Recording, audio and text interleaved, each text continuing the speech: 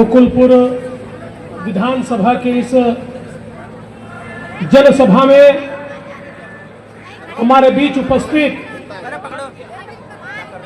हमारे दार्जिलिंग के सांसद राजू बिष्ट जी,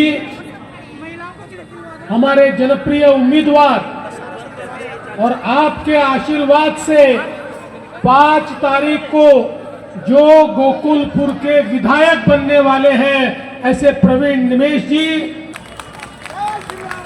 दोस्तों,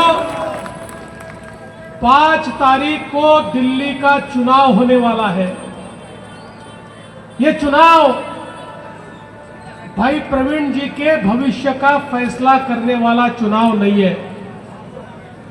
ये चुनाव भारतीय जनता पार्टी के भविष्य का फैसला करने वाला चुनाव भी नहीं है। 5 तारीख का चुनाव दिल्ली की जनता की आने वाली पीढ़ियों के भविष्य का फैसला करने वाला चुनाव है। 25 वर्षों से कभी कांग्रेस कभी आप, इस प्रकार की सरकारों को दिल्ली वालों ने भोगा है।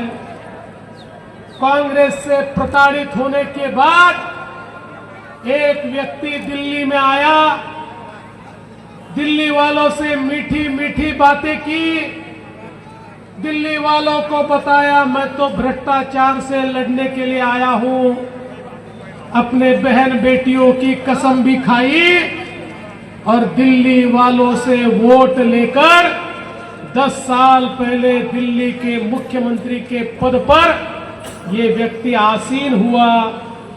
और 10 सालों में इस दिल्ली को इस व्यक्ति ने, आपके इस नेता ने, अरविंद केजरीवाल ने क्या दिया?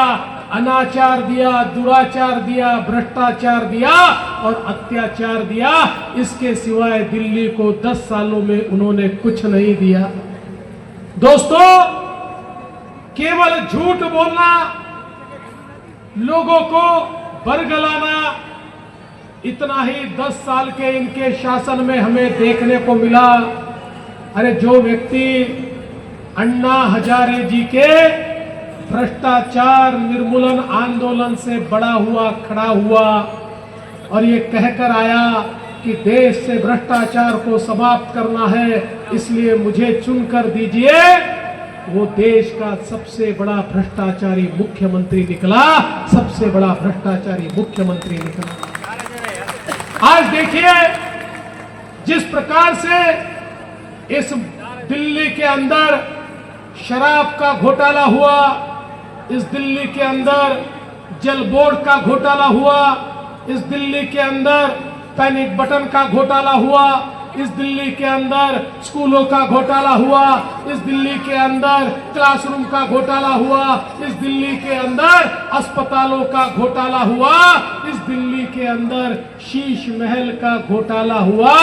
अरे ये तो घोटालों का सरदार निकला, ये अरविंद केजरीवाल घोटालों का सरदार निकला। अगर ओलंपिक में झूठ बोलने की और भ्रष्टाचार करने की स्पर्धा रख दी जाए, सारे के सारे गोल्ड मेडल ये केजरीवाल जी और उनकी आप पार्टी ले जाएगी। इस प्रकार से सफाई के साथ ये झूठ बोलते हैं।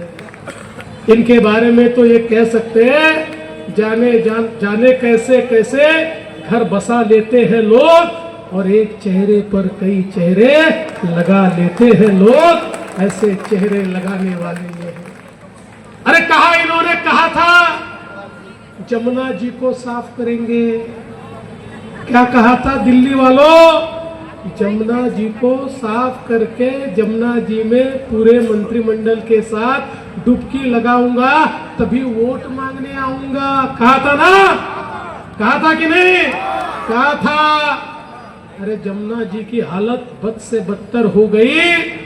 अब तो अरविंद केजरीवाल जी जमुना जी में नहीं, चुल्लू भर पानी में डूब मरो, तब भी दिल्ली की जनता तुमको माफ नहीं करेगी। अरे मी बघू शकता दिल्लीमध्ये लोकांना परिवर्तन हवं आहे। लोकांचा रिस्पॉन्स तुम्ही पाहताय तो प्रचंड आहे। महिला विशेष परिवर्तनाच्या पाईक बनणार आहेत आणि दिल्लीमध्ये लोकांनी दिल्ली मोदीजींच्या हाती द्यायचा निर्णय घेतलेला आहे. सर, राज ठाकरेंनी म्हटलेलं आहे महाराष्ट्राच्या विधानसभा निवडणुकीच्या निकालावर माझा विश्वास नाही. राज ठाकरेंवर महाराष्ट्रात दिल्ली में आप सपोर्ट में आए हैं, क्या कुछ कहेंगे किस समर्थन? देखिए, दिल्ली ने मन बना लिया है। दिल्ली की जनता बीजेपी के साथ ही जाने वाली है। दिल्ली का परिवर्तन दिल्ली की महिलाएं करने वाली है। दिल्ली की बहनों ने तय कर लिया है केजरीवाल जी की झूठी सरकार को घर पर बिठाना और बीजेपी की सरकार को लाना। दिल्ली में मोदी जी के नेतृत्व में बीजेपी की सरकार आएगी। जरांगे पाटलांनी उपोषण मागे घेतलंय। आनंद आहे, आम्ही मराठा समाजाच्या संदर्भात जे काही निर्णय घेतले आहेत ते महायुतीच्या सरकारनेच घेतलेले आहेत आणि हे सगळे प्रश्न जे निर्माण झालेले आहेत ते कायद्याच्या चौकटीत सोडवणं ही आमची जबाबदारी आहे. आम्ही तो प्रयत्न करतोय. ज्या ज्या मागण्या यापुढे देखील कायद्याच्या चौकटीतल्या ज्या ज्या मागण्या ते करतील किंवा कोणीही करेल त्या मागण्या आम्ही निश्चितपणे मान्य करू. आमचं म्हणणं एवढंच आहे की शेवटी भारताचं संविधान आणि कायदा याच्या चौकटीतल्या मागण्या असल्या पाहिजेत. त्या असल्या तर जरूर त्याच्यावर योग्य प्रतिसाद हा सरकारच्या वतीनं मिळेल. तारीख लवकर घेण्याच्या अनुषंगाने एक चर्चा सुरू आहे 25 तारखेला. त्या अनुषंगाने काही सरकारने प्रयत्न चालू केला. हे म्हणतात की सगळे सोयरे झालं नाही तर मंत्र्यांना हाणू वगैरे असं काही त्यांनी म्हटलं. त्यांनी काय बोलले मी ते बघितलेलं नाही. मी त्याच्यावर रिॲक्शनही देत नाही. की मला त्याच्यावर काही बोलायचे नाही. बघा, आम्ही जनतेला उत्तर देऊ. जनतेच्या हिताचं जे जे केलं पाहिजे ते आम्ही करतो. त्याचं उपोषणाचा असं संपला नाही. से आग्रह किया कि भारतीय जनता पार्टी के पक्ष में मतदान करें. आप देखिए पूरी गोकलपुरी आज भाजपा में हो चुकी है. क्या कुछ कहेंगे? कल नरेंद्र मोदी का आशीर्वाद आज फडणवीस का निश्चित तौर से कल देश के प्रधानमंत्री नरेंद्र मोदी जी का आशीर्वाद मिला. आज महाराष्ट्र के मुख्यमंत्री देवेंद्र फडणवीस जी का आशीर्वाद मिला. निश्चित तौर से ये कृपा भगवान श्री राम की है. ये कृपा भगवान श्री राम की है. मेरे दिल्ली में आप कितनी सीटें आप भाजपा ला रही है? निश्चित तौर से भारतीय जनता प्रचंड बहुमत के साथ सरकार बनाने जा रही है. क्या रहेगी? भारतीय जनता पार्टी के पक्ष में मतदान करें, अधिक से अधिक मतदान करें. गोकलपुरी के चौमुखी विकास के लिए मतदान करें.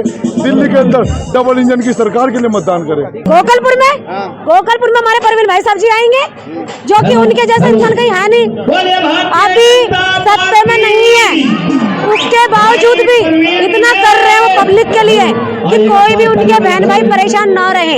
इतना कर रहे हैं कि हद से ज्यादा. ठीक है, तो सोचो या विधायक बनेंगे तो कितना भला करेंगे. बहुत कुछ किया है. दिवाली में गली गली में लाइटें लगाई है झुग्गी बस्ती के अंदर. जो लोग बाग बीमार थे, बुजुर्ग थे, सबकी हेल्प करी है. और दूसरी बात उन्होंने, लेकिन हाँ, परवीन भैया की एक बात मुझे बहुत अच्छी लगी. उन्होंने ये कहा था दिवाली पे मेरे घर में लड़ी तब लगेगी जब मेरे बहन भाई उजाले में रहेंगे. आज हमारे गोकलपुर विधानसभा में महाराष्ट्र के मुख्यमंत्री जी आए. उन्होंने जो बात बताई है उस बात को दिल्ली की जनता को ध्यान रखना है. मैं इसमें एक बात जोड़ता हूँ, दिल्ली को राहु और केतु से बचाना है. Rahu for Rahul Gandhi, Ketu for Kejriwal. दिल्ली की जनता पिछले 10 साल से केतु के चक्कर में पड़ी है और केतु ने पूरे दिल्ली को बर्बाद कर रखा है. तो मैं दिल्ली की जनता से एक बात कहूंगा कि आपने अगर अपने दिल्ली को स्वच्छ रखना, स्वच्छ बनाना है, दंगा मुक्त बनाना है और दिल्ली को विकसित करना है तो सिर्फ और सिर्फ अपने मुख्यमंत्री को ऐसा चुने जैसे योगी जी है उसी प्रकार से दिल्ली के अंदर मुख्यमंत्री को लेकर आना है.